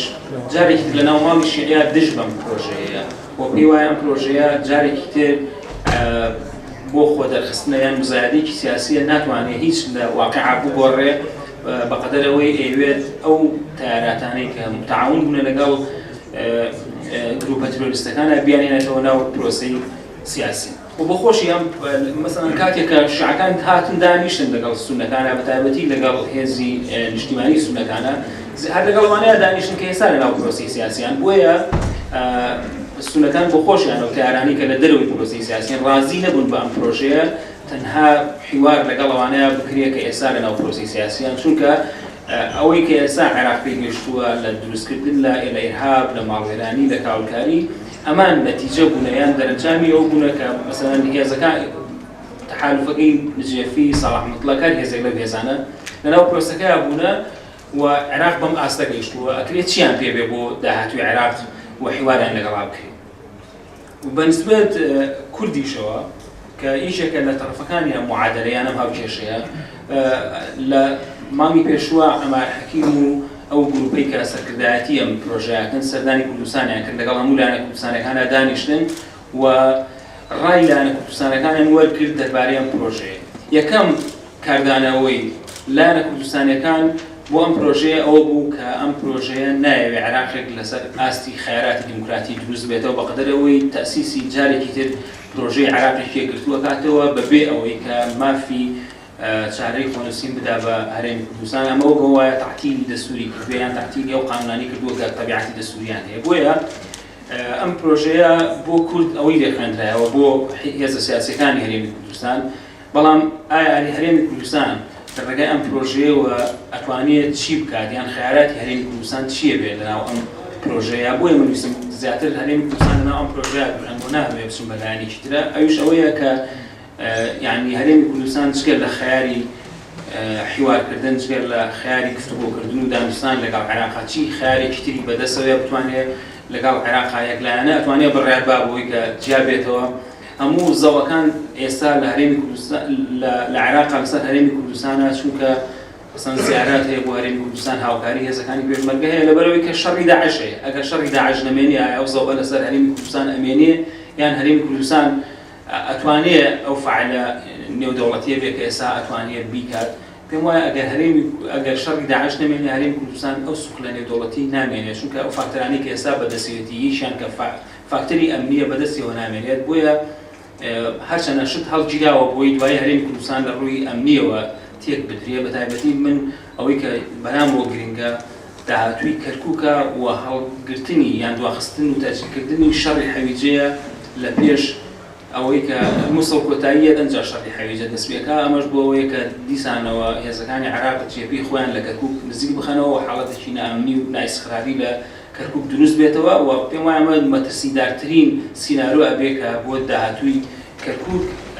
چاوەڕێی هەرێمی کوردستان و کەرکووک دەکات و دوای ئەوە ئەو هێزانەی کە دوایی کە نزاعیان بۆ دروستە بێ ئێمە کە باسی سینارۆکان بکەین بێ ئەومان لەبەر چاو بێ و هێزانەی کە دوایی نزاعەکەن یعنی هەرێمی کوردستان ئەگەر مەشاکلی هەبێ یان کێشەی هەبێ دوایی چۆن ئەم کێشانە ڕەنگە دەنەوە لەسەر بارودۆخی سیاسی هەرێمی کوردستان ڕەنگە گرنگترین بەپێ و تەقاریرانی کە لەم ماوەیەشا بڵاو بۆ بەتایبەتی تەقاریرەکانی ستارفۆر و هەر هەندێک تەقاریری تریش باز لەواکەن کە گەورەترین کێشە لە بینی هەرێمی کوردستان و لە بینی حکوومەتی ناوەندیە ئەوە ئەبێت کە ئێمە نەمانتوانێت کێشە ئەمنیەکان لە ڕێگەی ڕێکەوتنەوە چارەسەر بکەین هەروها ئەو کێشە ئەمنیانی کە دروستیشە بێت هەر چارەسەرمان نەکردووە و هەر کێشە ئابوووریەکانیشمان چارەسەر نەکردووە بەتایبەتی ئەوەی کە پەیوەندی هەیە بە مەسەلەی نەوت و ئەو بیرێنەوەتانی کە ئەکۆنە ناوچەکانی کەرکووکەوە ئەوە ئەگەری نزیک ئەوەیە کە دوایی کێشەی سەرێکیان سیناروی نزیک ئەوە بێ کە کێشە لەسەر بیرێنەوەتەکان دروستە بێ لە کەرکووک کە پارتی دیموکراتی کوردستان ئێستا دەستی بەسەراگرتووە لە ڕێگای حکوومەتی هەرێمی کوردستانەوە طبعاً ئەمە کێشەیەکی گەورە تەقاعدەکان وا ئەڵێن چەندێک بێلایەنن یان محایدنەوە ئەوە بەڕاستی قسەیەکی ترە کە کێشەی ئەمنی و کێشەی دارایی لە بینی حکوومەتی هەرێمی کوردستان و حکوومەتی عێراق لەوە دروستە بێت کە پارتی دیموکراتی کوردستان و شەریکاتی ئەو شەریکاتانەی کە لە پارتی و نزیکن دەستبەرداری بیرێنەوەتەکانی و ناوچانە نابن و ئەمە کێشە لەگەڵ حکوومەتی عێراقیە دروست دەکاتەوە کێشەکانیش لە ئاخیرەوە بۆ ئەوە ئەگەڕێتەوە کە لە کەرکووکە کێشەی زۆر گەورە دروستە بێت بە تایبەتی کێشەی ئەمنی بۆ کەرکووک و حکوومەتی خۆجیی کەرکووک دروستە بێت. خیالی تر ئەوەیە کە ئێستا لە هەرێمی کوردستان دوو جەمسەرگیری دروست بووە. جەمسەرگیریەک باز لەوا کرێ ئەگەر قسە و تەسبیحاتیش بێ بۆ ئاراستەی شەکرێ کە هەرێمی کوردستان بەرەو سەربەخۆیی هەنگاوە نیە بۆ قسە لەسەر ئەوەش هەیە کە دەستەیەکی دامەزراوەیەک دروست دەکرێت بۆ متابعکردنی ئەوەی کە ئەم هەنگاوە بە چی شێوەیەک ئاراستا کرێ و چۆن متابعە کرێ. ئەمەش بەبێ ئەوەی کە نقطەی بیدایەتی ئەوەیە کە ئێمە مقاطعەی پرۆسی سیاسی بکەین لە داهاتووی عێراقا و تازەترین شتیش کە من خوێن بۆ لەسەر ئەم بابەتە ئەوەیە کە پارتی دیموکراتی کوردستان لە ڕێگەی باڵێن مقاطعەکردنەکەیەوە هەنگاوی یەکەمی لەوە دەست پێکا کە ئەیەوێت انتخاباتی داهاتووی عێراق ئەنجام نەدرێ و ئەگەر ئەنجامیش بدرێ لە عێراقا ئەوە هەرێمی کوردستان مەشمول لەبێ بۆ ئینتخاباتە و ئەو مزاهرانی کە ئێستا لە عێراقیشا هەن بەتایبەتی ئەوانی کە لە 2017 و ئەم هەفتەی پێشوە ڕوویاندا ئەوە بوون کە داواکاریەکان داواکاری سیاسین بۆ ئەوەی کە کۆمیسیۆنی باڵای سەربەخۆی هەڵبژاردنەکان و کۆمیساران هەڵبۆشێنەوە بۆی کە انتخابات نەکرێت. یعنی بە مەبەستی ئەوە نییە کە کۆمیسیۆنێکی پاکتر بێتە پێشەوە بەقەدەرەوەی مەبەست ئەوەیە کە ئەگەر ئەم کۆمیسیۆنە هەڵوەشێتەوە ئەبێت دەستەیەکی تر لە کۆمیسیۆران بێنە کۆمیسیۆنی باڵای هەڵبژاردنەکانەوە سەربەخۆی هەڵبژاردنەکانەوە. ئەم کۆمیسیۆنە کە ئەم کۆمیسارانە کە دێن بۆ کۆمیسیۆنی باڵای سەربەخۆی هەڵبژاردنەکان ناتوانن یعنی لە ڕووی خبرەوە لە ڕووی توانای هەڵبژاردنەوە ناتوانن یعنی ئەنجامی هەڵبژاردن ئەنجام بدەن. بۆیە لە نەتیجەیە هەڵبژاردنی داهاتووی عێراق تأچیل بێ و هەڵبژاردن ناکرێ و لە هەفتەی ئەیلولی 2017 دیسانەوە ینی لە هینی قانونی لە نەقانونیەکەی کۆمیسیۆنی هەڵبژاردن کۆمیسیۆنی باڵای هەڵبژاردن مشکلێتی ئەکرێت چونکە ئەوان مودەی قانونیان تەواو بێت لە هەفتەی ئەیلولی 2017 بۆیە ئەو کاتە شکالێکی قانونی دروستە بێت لەسەرەوەی کە هەڵبژاردن تأچیل بگرێ و هەڵبژاردن نەکرێ و ئەم پرۆسەیەش لە صالحی ئەو هێزانەیە کە ئێستا لە عێراقا هێزی باڵا دەستن. بۆیە ئەو مزاهرانەیە کرێ و ئەوەی کە قیادەی ئەم مزاهرانە شەکا لە عێراقا و بەتایبەتی دەربارەی هەڵبژاردن مەترسی گەوریان لەوە هەیە کە ئەوان وەکو قەبارەی خۆیان بەشدار نین ئێستا لە پرۆسی سیاسی عێراقا ئەیانەوێ بە قەبارەی خۆیان بەشدار بن چونکە مەترسیان ئەوان باز لەواکەن کە ئەم هەڵبژاردنانەی کە لە پێشوە ئەنجام دراوە هەڵبژاردنێکی نەزیه و پاک نەبوونە. بۆیە ئەگەری ئەوە هەیە کە هەڵبژاردننی داهاتوو شەر بۆ شێوەیە بکرێەوە مالیشی جارێکی تر بێتەوە بە کەسی ڕقامیەک لە عێراقا و قسە لەسەرەوەیە کە مالیشی ئەیەوێ لە ڕێگەی ئەگەر هەڵبژاردن کرا بێ جارێکی تر بگەڕێتەوە بۆ کورسی دەسەڵات و بێتەوە بە لە ڕێگەی ئەو کۆمیسیۆرانەی کە ئێستا حیزبی داعوە دەستی گرتووە بەسەر زۆربەی جوڵە سەرچەکانی کۆمیسیۆنی باڵای سەربەخۆی هەڵبژاردنەکانە بێتەوە بە هێزی ڕقامیەک لە عێراقا و بتوانێت پرۆسی سیاسی لە ساڵی خۆی ئەنجام بدەن. یعنی ئێمە لە بەردەم ئەم سیناریۆیە لە ڕاستیە بۆ داهاتووی عێراق سیناریۆی یەکەمەوە بوو کە باسمان کرد شیعە لەگەڵ عێراقێکی یەکگرتووایە بە بەرچاوگرتنی ئەوەی کە ئەوان خلافیش لە ناوخۆیانە هەیە دەربارەی ئەوەی کە عێراق یەکگرتوو بە چی شێوەیەکدا بمەچێتەوە و سونەکان لەگەڵ عێراقێکی یەکگرتووان بەڵام بە ڕەچاوکردنی سیستەمی فیدراڵی بۆ ناوچە سونیەکان هەرچەندە خلافیش لەسەرەوە هەیە کە بە چی شێوەیەک بێ بۆ شێ زەعامەتی سونەکان بگرێتە دەست و هەرێمی کوردستانیش دابەش بووە بە سەر ئەم دوو جەمسەرێکیان لەگەڵەوەیە کە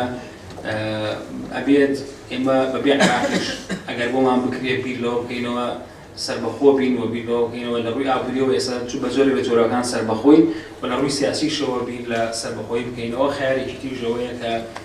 جەمسەرەکەی تریژەوەیە بەبێ عێراق و بەبێ گفتوگۆکردن لەگەڵ عێراقا ئێمە ناتوانین کێشەکانمان چارەسەر بکەین و پێم وایە لە داهاتووی عێراقا ئەوەی کە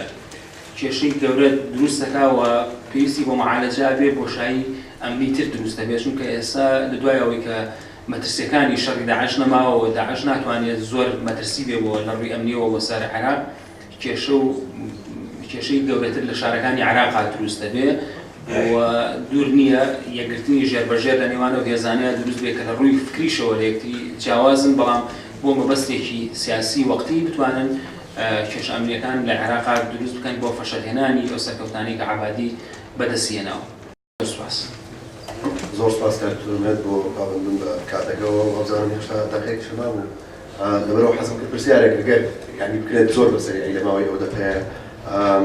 چێ نوێنەرایەتی سونەکانەکە داهاتوە لە دوای داعشەوە مازانێتەوە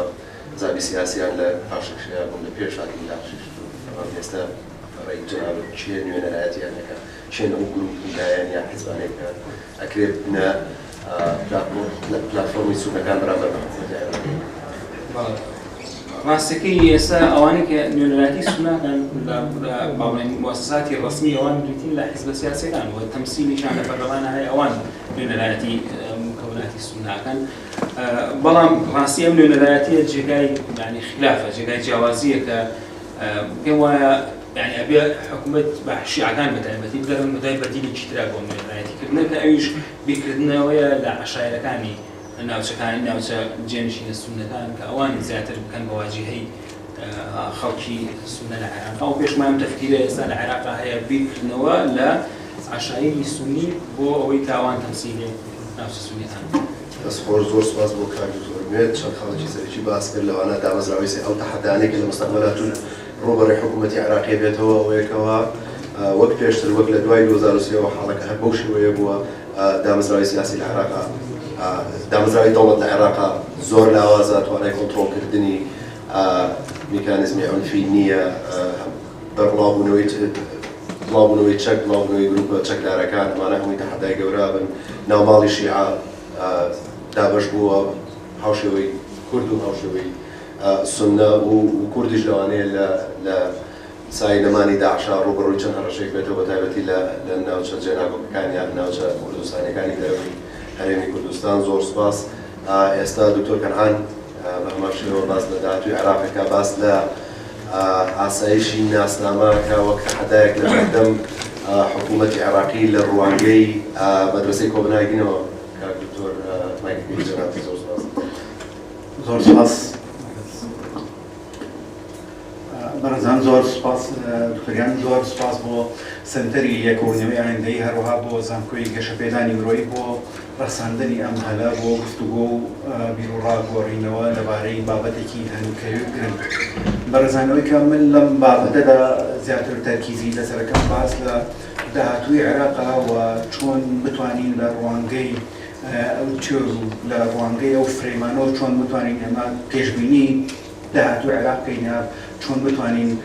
لە چی ڕوانگەیەکەوە داهاتوو بەروکێ دەڕوا ئایا توانای ئەو تحلیلمانەیە توانای تەفسیرمانەیە بزانین داهاتوو چی شکلێک و چی وێنایەک لە خۆ دەگرێت. بۆیە لە ڕووی تیۆریەوە پرسیارێکی گرنگە ئێمە لە چی ڕوانگەیەکەوە لە چی فرەیمێکەوە لە چی چوارچێوەیەکەوە دەتوانین تەماشای داهاتوو بکەین. ئایا هیچ فرەیمێک هیچ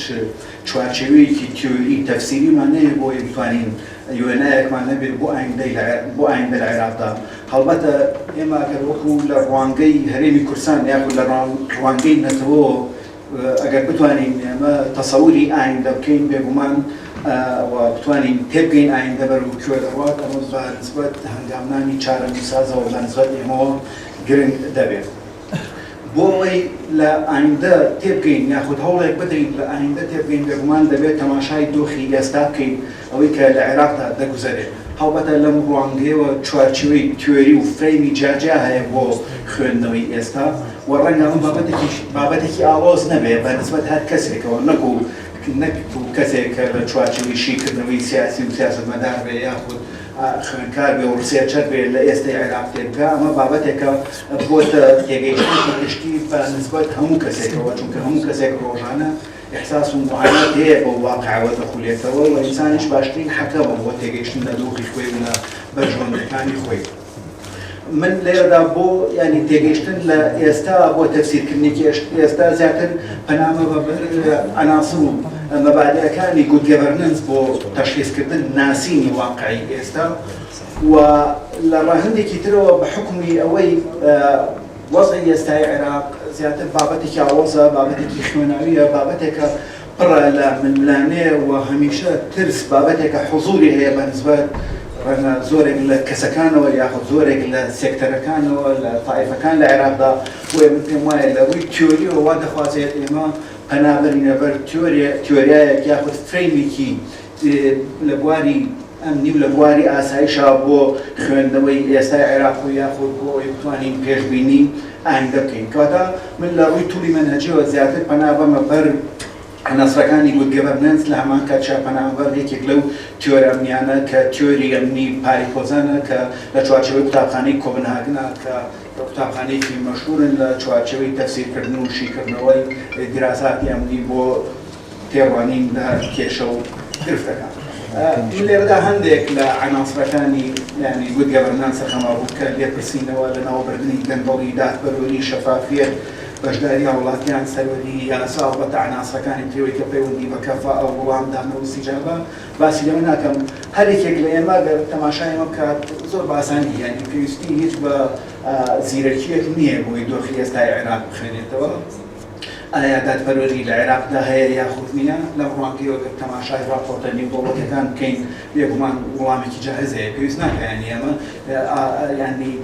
فەرەزەیەکیش نییە تا پێویست بێت تاقی بکەینەوە بۆتە کۆمن سێنس یعنی هەمومان ئەمە ئاگادارین. ئایا لێپرسینەوە لە عێراقدا هەیە بێگومان ئەگەر لە ڕووی دەسەڵاتی تەشریعیەوە تەماشاکەین لە ماوەی ڕابردوودا لە ماوەی سەرەتای پرۆسەی ئازادکردنی عێراق لە 2023 تا ئێستا چی لێپرسینەوەی کراوە بێگومان ئەمەش بابەتێکە هەمووان کەم تا زۆر ئاگداری ئەم بابەتەی لەبارەی لەناوبردنی گەندەڵیەوە هەمووتان بێگومان ئاگدارن لەوەی کە عێراق لە بوتڵی سەروە دێت لە ڕێژەی گەندەڵی لە عێراقدا ینی لەو راپۆرتانی کە هەیە و ئەمە بابەتێکە هیچ جێگای متۆڵی نییە. خۆشبەختانە حکومڕانان خۆیان ینی دان بۆدا دەنێن کە عێراق دابینەقاقای تەقیوە لە پرۆسەی گەندەڵیان بێگومان هەمووانە ینی کۆمەڵێک عناصر پێکەوە گرێدراوە نەمان کاتا باسی شەفافیت بکەین ڕوونە ینی تا چ ڕادەیەک ینی زانیاری لە عێراقا متەوەفرە تا چ ڕادەیەک زانیاری بەردەستە بۆوانە لەبەرەوە پرۆسەیەکە زۆرێک بەتایبەتی لە پرۆسە لە ئەوەی کە پەیوەندی لانی کەم بە پەیوەندی بە لایەنی داراییەوە هەیە لایەنێکی زۆر نهێنی لەو پرۆسەیەدا دەگوزارێت چەندە لایەنی بەرچاویشەیە کە مەکشوف بێت. بەشداری هاوڵاتیان بێگومان ئەگەر تەماشا بکەین تا چ ڕادەیەک هاوڵاتیان بەشدارن بێگومان لە عێراقا ینی پرۆسەی انتخابات بە شێوەیەکی دەوری دەکرێت بەڵام ئایا هاوڵاتی ڕۆڵێکی ڕاستەوخۆی هەیە لە دروستکردنی بڕیاردا یعنی ئەگەر لە ڕوانگەی نەزەریاتی نخبەوە تەماشایکەین ئەوەی کە ڕۆڵی هەیە لە دروستکردنی بڕیار لە عێراقدا نخبەیەکی دیاریکراوە و بەنسبەت عێراقەوە نخبەیەکی زیاتر ئاینیە و حزب ئاینیەکانە نخبەیەکی کەم خەڵکێکن لە دەرەوەی مؤسسەی ئاینی کە بڕیار بەدەستن لە عێراقدا و دۆخی یاریمی کوردستانی ڕەنگە تا ڕادەیەک لەو ڕێو نخبەوە جیاواز بێ و لەبارەی سەروەری یاساشەوە بێگومان ئەمە بابەتێکە ڕۆژانە موناقەشە و گفتوگۆ ئەکرێت کە یاسا سەروەرە و ئەوەی کە پەیوەندی بە دەسەڵاتی دادوەریشەوەی ئایا دەسەڵاتی دادوەری سەربەخۆیە دەستی ڕێدان هەیە یان نییە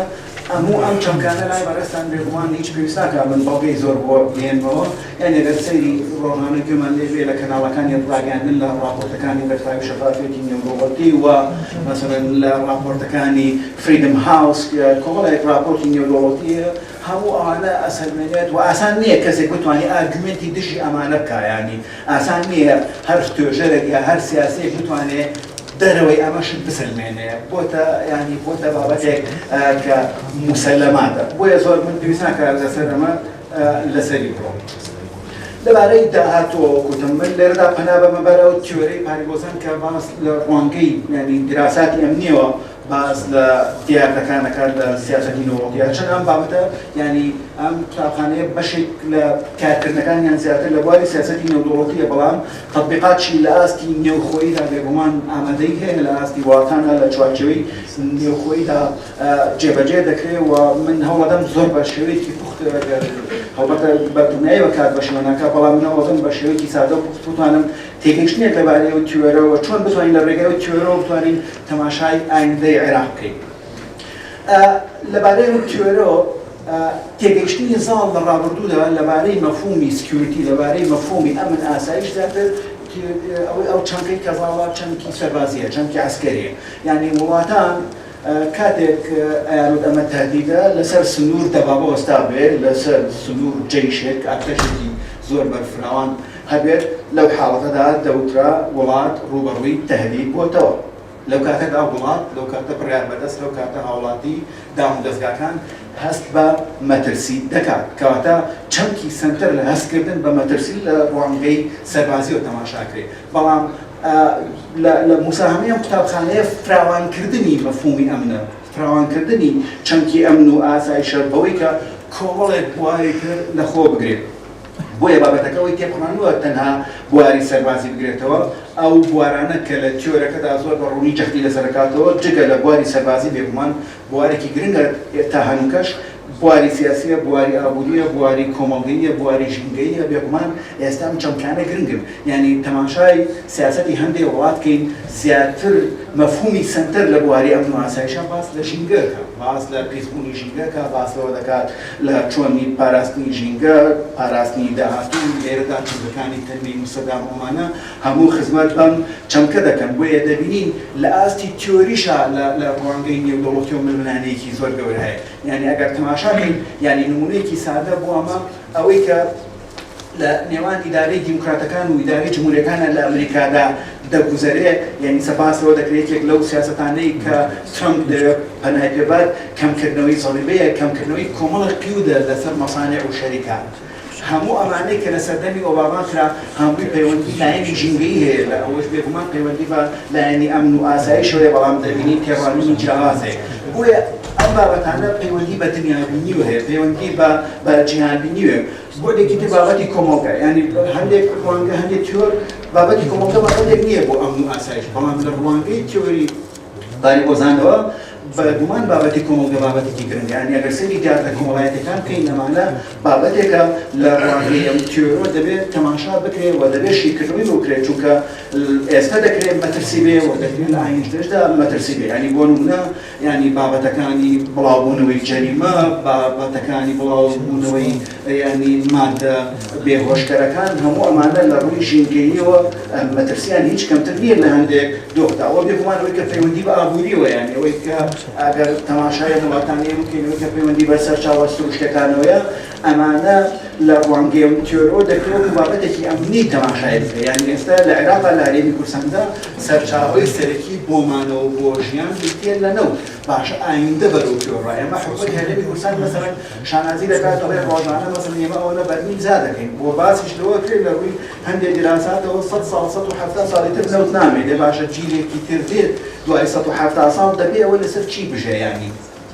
یعنی لە ڕوانگەم تیۆرۆ ئەگەر نەوەی ئێمە نەوەی پێنجەم شەشەم حوتەم کە دوای ئێمە دێت کە ببینێ باوەپیرانی ئەم وڵاتەیان تاوان کردووە هەڵبەتە تاوان نەکو تاوان لە چوارچێوەی عەدالەت و لە چوارچێوەی دابەشکردنی کە عەدالەتشە نەبووەوەی کە بڵێن پرۆسەی گەندەڵ تەماشای ئایندە بکەین یاخود ئایندە بخوێنینەوە یعنی بەڕێزان ئەگەر لە سەرەتای هاتنی داعشە تەماشا بکەین چۆن داعش وەکو مەترسیەکی زۆر گەورە تەماشاکرا لە ڕێگەی فتواوە ئەمە هەر ئەپروڤێک بۆی لە ڕێگەی دیسکۆرسەوە یعنی لە ڕێگەی فتوای سیستانیەوە ئەوە خرایە ڕوو کە داعش مەترسیەکی زۆر گەورەیە بۆ بوونی شیعەوە ئەم بوونە لە هەموو لەحزەیەکە لە بەردەوامبوونی داعشا ڕوبەڕووی نەمان دەبێتەوە بۆیە لێرەدا کەواتە بەلایمنەوە و لە ڕوانگەی ئەو نەزەریەوە ئایندەی عێراقەوەی کە ساڵە ئەوەی بابەتی ململانەیە ئەوەی کە ڕۆڵی هەیە لە ڕووی گوتار و لە ڕووی دروستکردنی تێگەیشتن لە ڕووی دروستکردنی ئەفعال و ڕوڵ ئەفعالە بریتیە لە بابەتی ناسنامە باشە لێرەدا کەواتە گەر ئێمە لە ڕوانگەی ئەم نەزەریەوە باوەڕمان بۆیەنا ناسنامە بابەتێکی گرنگە لە ئایندەی عێراقا کێ دیسکۆرس کێ خیتاب بەرهەمەهێنێ لەبارەی چەمکی ناسنامە و یاخود ئەو تاریدانەی لەسەر ناسنامە هەیە لێرەدا من پێم وایە هێزە دەرەکیەکان بە هێزە نێودەوڵەتی ئەمریکا و هێزە ئەوروپیەکان و هێزە ئیقلیمیەکان بریتیە لە دراوسیەکانی عێراق ئەوانەی کاریگەریان هەیە و سەرکردەکانی دەوڵەت و لامان کاتە گوتاری ئاینی و مەرجعیەتی ئاینی ئەم سێ هێزە من پێم وایە ڕۆڵێکی زۆر گەورەیان هەیە لە بەرهەمێنانی گوتارە و بەتایبەتی ئەو گوتارەی کە پەیوەندی بە ناسناوەیە هەڵبەت ئەوەی کە پەیوەندی بە هێزە دەرەکیەکانەوەیە ئەوەی کە پەیوەندی بە ئەوروپا و ئەمریکاوەیە ڕەنگە بابەتی ناسنامە زیاتر بابەتێک نەبێت پەیوەست بە ئەوانەوە چونکە ناسنامە لێرە بابەتێکی خودیە بابەتێکی زاتیە بە نسبەت عێراقەوە بەڵام هێز ئیقلیمێ دراوسەکان کاریگەریان نیە لە بەرهەمێنانی گوتاری ناسنامە یعنی بە نسبەت ئێرانەوە ڕۆڵێکی ڕاستەوخۆی هەیە لە دروستکردنی دیسکۆرسێک کە باس لە ناسنامەیە کە باس لە زاتی شیعەیە لە هەمان کاتیشا دراوسەکانی تر عێراق کەوانە سونەت ئەوانش ڕۆڵێکی زۆر گەورەیان لە بەرهەمێنانی گوتاری ناسنامە بەوەی کە ئەقەلیەک یا بەشێک لە عێراقەیە ڕوبەڕووی مەترسی فیزیکی بۆتەوە جگەلەوەی هەیە و ناسنامبی ڕۆ لە ناو چوونەچێت سەرکردەکانی دەوڵەتیش بێگومان زۆرینەی زۆر ئەو بەتایبەتی کە پەیوەندی بە عێراقەوە زۆرینەی سەرکردەکان لە ناو گوتارێکی ئاینیدا جۆشەدرێن ینی نخبەیەکی زۆر محدودەیە کە ئیدعایەوە کات لە چوارچەوەی مەدەنی و لە دەروی گوتاری ئاینیوێ و مەرجعێکی ئاینیش وەکو موەسسەیەکی ناڕەسمیە گومان ڕۆڵێکی زۆر گەورەیە لە بەرهەمێنانی گوتاردا بۆیە لێرەدا ئەوەی کە گوتار بەرهەمێنی ئەمانە لەم ڕوانگەیەوە ئێمە دەکەینە چی ئەنجامێک بنەوەڵدەم لە 2 دقە 3 دقە ئەگەما بێت ئەی خەمە ڕوودەبێت کە ناسنامە بوو بە بابەتی سەرەکی گوتار کە ناسنامە بوو بە بابەتێک بۆ گفتوگۆ و بۆ حیوار و بۆ ململانی و بۆ سیراع بێگومان چاوەڕوان ناکرێ ئایندەی عێراق ئایندەیەکی مستەقر بێت چونکە ئێمە دەتوانینەوە بسەلمێنین لە زۆرێک لە وڵاتانەدا کە ململانی و سیراعاتی ناسنامە هەیە استقرار ئاسان نییە یعنی ناسنامە ئەگەر لە ئاستی ڕەنی شابێ بێگومان استقراری دروستەکە یعنی ئەمریکا